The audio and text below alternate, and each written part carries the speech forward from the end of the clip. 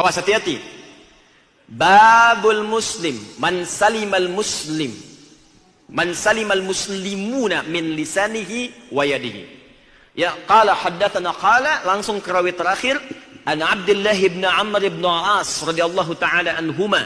Hadis diriwayatkan dari ujung sanadnya kepada Nabi dari Abdullah bin Amr bin As, semoga Allah meridai kepada beliau dan kepada bapaknya atau kedua orang tuanya, dari Nabi sallallahu alaihi wasallam. Qal al-muslimu, orang muslim yang baik itu, orang muslim yang imannya benar itu. Jadi cara baca kitab Sahih Bukhari itu begini. Sebutkan kitabnya tentang apa, maka hadisnya akan terkait dengan pembahasan kitabnya itu. Jangan dipisahkan terjemahan dari subtemanya.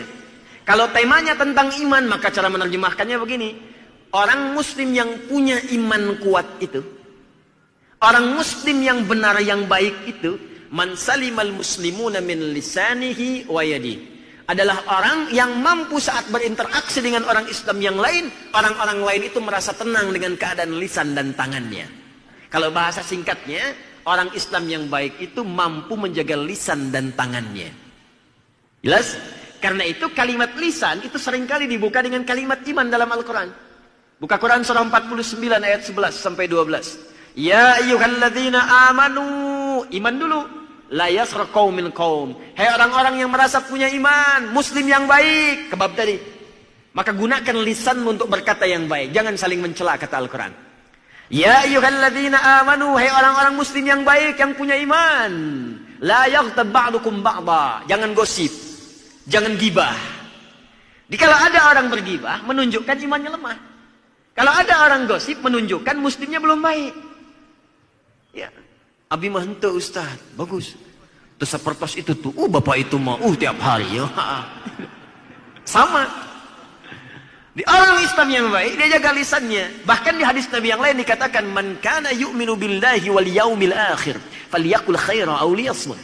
Siapa yang merasa beriman pada Allah di hari kiamat, awas, beriman kepada Allah dan akan dihisab di hari akhir. Di Nabi katakan begini, kamu hati-hati jaga lisan, perkataanmu dihisab. Falyaqul khaira aw liyasmut, maka katakan yang baik supaya hisabmu ringan. Kalau tak mampu diam. Kalau tak bisa berkata yang baik, diam. Kamu tahu nggak tentang si fulan itu? Diam aja. Ancaman dari Nabi, kalau kamu paksakan berkata yang buruk, maaf, di hari kiamat lebih dahsyat. Kalau kamu yakin akan dihisab, perkataan kamu itu dihisab. Di hadis Muslim yang lain, itu ada bab muflis namanya. Muflis, orang bangkrut. Itu pekerjaannya di muka bumi di dunianya, ternyata rajin ibadah, Pak. Kalau sholat dahsyat, Bu. Kata Nabi, ya'ti yaumal qiyamati bisolatin. Datang di hari kiamat, pahala salatnya banyak. Pakai nakirah. Nakirah itu umum. Umum itu bukan spesifik. Artinya jenis-jenis salat dikerjakan. Jangankan fardu, sunnah diburu. Wasyamin, puasanya rajin. Jangankan Ramadan. Bahkan ayamul bid pun ditunggu-tunggu. Wazakatin, zakatnya rajin. Cuman sayang, wa ya'ti qad syatama hadha. Dia pun datang membawa dosa, seringkali mencela si fulan. Ini isyarat dari Nabi, fenomena 15 abad yang lalu. Kata Nabi akan muncul fenomena di masa yang akan datang nanti. Orang rajin ibadah tapi rajin maksiat. Maksiatnya apa? Maksiatnya pun unik. Rajin sholat, senang mencela. Rajin puasa, senang berselisih.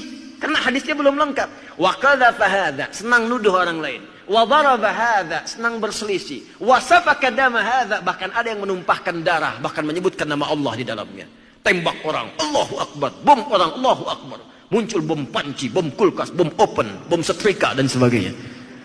Itu terjadi nggak? Kalau Nabi yang sampaikan dulu, pasti kejadian. Itu disampaikan itu supaya kita bisa mengantisipasi, jangan masuk bagian dari itu. Makanya hati-hati kalau antum belajar, rajin ikut pengajian, rajin membawa antum untuk ibadah, tapi dalam saat yang bersamaan, senang membuat antum mencela orang. Senang menjadikan Anda berselisih, itu mesti hati-hati. Karena boleh jadi masuk dalam golongan ini. Apalagi mengarahkan Anda pada tindakan ekstrim. Kamu kemarin banyak dosa, tobat. Kalau pengen banyak pahala, jihad sekalian. Tuh ledakan kedubes anu. Hati-hati dengan yang begitu. Hati-hati. Tinggalkan seketika karena menyalahi hadis Nabi. Kata Nabi, tu'khadhu hadha min hasanati wa hadha min hasanati. Kalau ada yang seperti itu sifatnya, maka diambil pahala kebaikannya, ditimpakan dan diberikan, ditransferkan kepada orang dizalimi tadi. Misal, ada orang selesai sholat. Maaf, tiba-tiba salah sholat, membicarakan orang lain. Dalam konteks gibah. Nggak tanggung-tanggung yang dibicarakan imamnya. Saya tak imam naik tadi, si pulen pantes tenguna suaranya.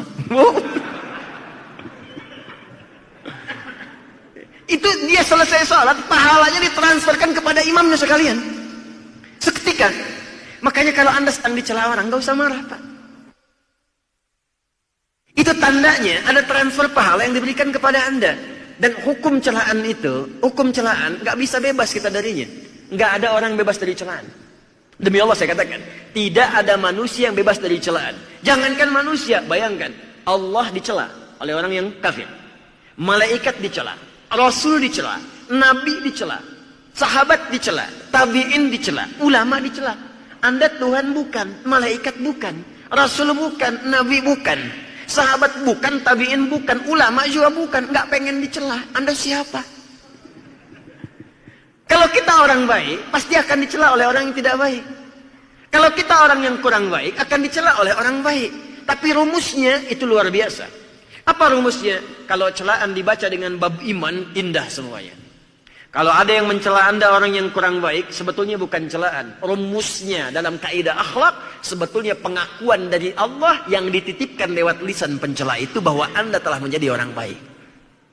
Misal, nama Anda Asep. Tadinya senang kumpul-kumpul nggak jelas, tiba-tiba rajin ke multazam, kajian, sholat. Dirubah namanya Soleh misalnya. Oh, ahli surga, gitu. Lewat kan? Itu nggak usah marah. Itu sebetulnya bukan celaan dalam bab akhlak. Itu sesungguhnya pengakuan yang ditetapkan oleh Allah melalui lisan orang tadi bahwa Anda telah berubah menjadi baik. Makanya kalau ada yang celak pada kebaikan, jangan dibalas. Oh, panitia surga lewat, panitia surga lewat. Gak usah dibalas. Cukup sampaikan, maaf saya cuma humas. Gitu aja. Paham? Sebaliknya kalau ada yang mencela orang yang tidak baik, itu pertanda sayang Allah kepada Anda untuk menghentikan perbuatan tidak baik itu sehingga kembali kepada jalur yang benar. Jelas sampai sini? Baik, jadi mustahil kita tidak menghindari hal demikian. Mustahil. Pasti dapatkan.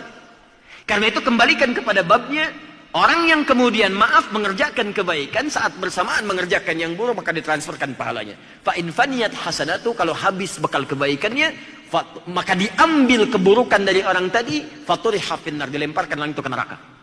Maaf ya, maaf. Bekal salat sudah nggak ada, puasa sudah habis, zakat sudah menutup dosa. Tinggal tersisa itu pun keburukan, dosa fitnah belum ditutup. Maka diambillah dosa orang di fitnah itu ditimpakan kepada yang memfitnah dan dilemparkan pemfitnah itu ke dalam neraka. Selesai. Maka jaga lisan, jaga tangan.